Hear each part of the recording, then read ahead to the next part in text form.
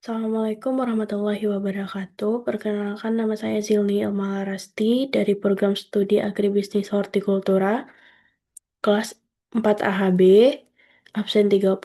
Di sini saya mendapatkan tugas dari mata kuliah Akuntansi Usaha Agribisnis. Nah, langsung saja masuk ke tugasnya. Di sini ada nama akun. Di sini terdapat beberapa nama akun. Di sini ada harta. Harta termasuk ke dalam aset. Jika harta bertambah, maka akan masuk ke debit. Selanjutnya ada hutang. Hutang, jika hutang bertambah, maka akan masuk ke kredit. Begitupun dengan ekuitas dan pendapatan. Jika ekuitas dan pendapatan bertambah, maka akan masuk ke kredit. Di sini ada HPP. Jika harga pokok penjualan bertambah, maka akan masuk ke debit. Nah, terkhusus di beban ini, jika beban dibayarkan di awal maka akan masuk ke debit. Nah, pada tabel ini terdapat beberapa poin tentang nama-nama akun, mulai dari harta, harta lancar, kas, bank, piutang, sampai dengan beban utilitas. Dari sini juga terdapat nomor akun dari harta sampai beban utilitas, beserta pengertian dari nama akun tersebut. Langsung saja masuk ke tugas jurnal umum. Nah, tugas jurnal umum ini dibuatkan dari hasil dari soal ini, yaitu dari PT Alam Sejahtera. Langsung saja masuk ke soal pertama. Pak Budi membuka usaha dengan nama Alam Sejahtera dan menyetor modal awal dengan uang tunai sebesar 20 juta. Nah, di sini Pak Budi itu menyetorkan modal awal, memberi modal sebesar 20 juta. Berarti secara tunai, maka kas akan bertambah sebanyak 20 juta. Jika kas bertambah, maka modal masuk ke kredit. Selanjutnya, Pak Budi memberi peralatan sebesar 3 juta dan perlengkapan sebesar 500.000 secara tunai. Nah, di sini ada dua kali transaksi pembelian yaitu peralatan dan perlengkapan. Peralatan itu sendiri sebesar 3 juta rupiah masuk ke debit. Dan begitupun dengan perlengkapan masuk sebesar 500.000 ke debit. Nah, di sini ada kas. Jika pembayaran secara tunai, maka kas akan berkurang dan kas masuk ke kredit sebanyak 3.500.000. Selanjutnya, Pak Budi membayar uang sewa gedung untuk usahanya sebesar 3 juta selama 1 tahun. Nah, di sini dibayarkan uang sewa itu masuk ke sewa dibayar di muka, maka masuk ke dalam aset, yaitu masuk ke debit sebanyak 3 juta dan kas berkurang sebanyak 3 juta rupiah masuk ke kredit. Selanjutnya ada menerima orderan pesanan produk jamu senilai 5 juta sudah dikerjakan namun belum dibayar, akan dibayar pada akhir bulan. Di sini, jika belum dibayarkan, maka akan masuk ke dalam piutang usaha. Sebanyak 500.000 masuk ke debit. Pendapatan usaha.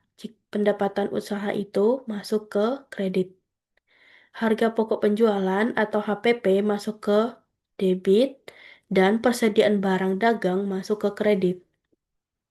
Selanjutnya, menerima orderan produk jamu sebesar 3 juta dari Pak Agung dan akan dibayar di bulan depan. Nah, kasus ini sama dengan kasus yang sebelumnya, yaitu masuk ke dalam piutang usaha sebesar 3 juta rupiah. 3 juta rupiah masuk ke debit, pendapatan usaha masuk ke kredit, harga pokok penjualan atau HPP masuk ke debit, dan persediaan barang masuk ke kredit. Pak Budi membeli alat produksi di toko Agung sebesar 1 juta namun belum dibayarkan di akhir bulan, namun akan dibayarkan di akhir bulan. Nah, di sini peralatan bertambah, maka akan masuk ke debit sebanyak 1 juta dan hutang bertambah masuk ke kredit sebesar 1 juta rupiah.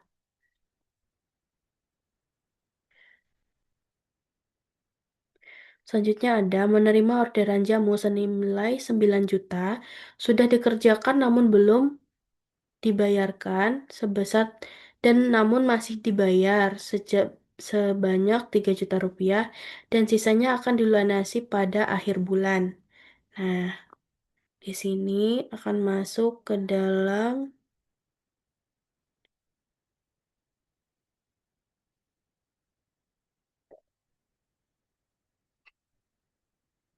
ini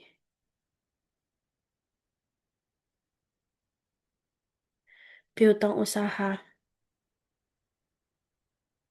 Piutang usaha masuk ke debit sebanyak 9 juta. Pendapatan usaha jika bertambah maka akan masuk ke kredit. Harga pokok pendapatan usaha ini masuk ke kredit karena belum dibayarkan. Harga pokok penjualan atau HPP masuk ke debit dan persediaan barang dagang masuk ke kredit. Nah, di sini ada kas juga. Kas bertambah masuk sebesar 3 juta rupiah karena baru dibayar sebanyak 3 juta rupiah. Piutang usaha berkurang sebesar 3 juta rupiah.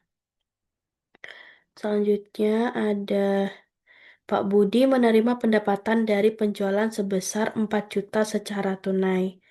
Nah, di sini masuk ke dalam kas. Kas bertambah karena pembayaran secara tunai masuk ke debit 4 juta rupiah dan pendapatan usaha bertambah masuk ke kredit sebesar 4 juta rupiah.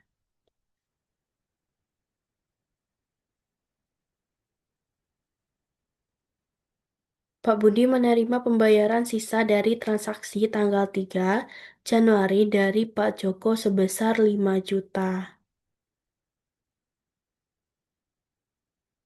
Nah, di sini masuk kas sebesar 5 juta dan piutang usaha berkurang masuk ke kredit sebanyak 5 juta.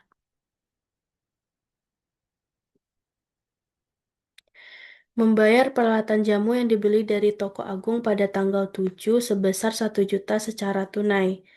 Nah, selanjutnya masuk ke eh, hutang. Hutang jika dibayarkan masuk ke debit karena hutang berkurang dan kas juga berkurang, maka akan masuk ke kredit.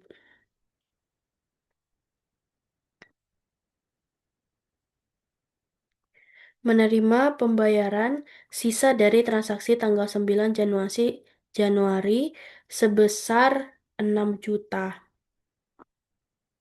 Nah, 6 juta. Kas bertambah masuk ke debit dan piutang usaha berkurang masuk ke kredit.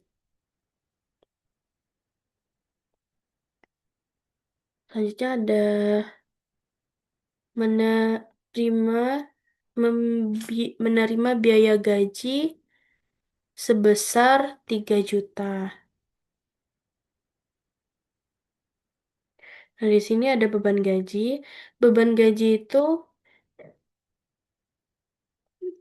mendapatkan menerima beban gaji, maka akan masuk ke debit sebanyak 3 juta dan kas berkurang akan masuk ke kredit untuk membayar beban gaji ini. Selanjutnya ada Pak Budi mengambil uang sebesar uang perusahaan untuk keperluan pribadi sebesar 1.500.000. Nah, di sini masuk ke Prive, yaitu ke debit 1.500.000. Nah, kita tengok di nama akun. Di sini ada Prive.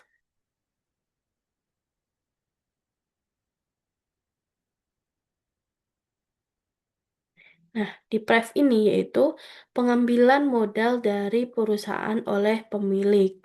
Nah, masuk ke Prive, maka 1.500.000 masuk ke debit dan kas berkurang sebanyak 1.500.000. Selanjutnya ada Pak Budi membayar uang listrik telepon sebesar 2.500.000.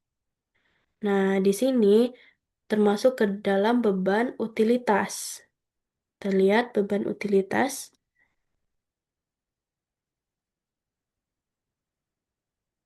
Nah, di sini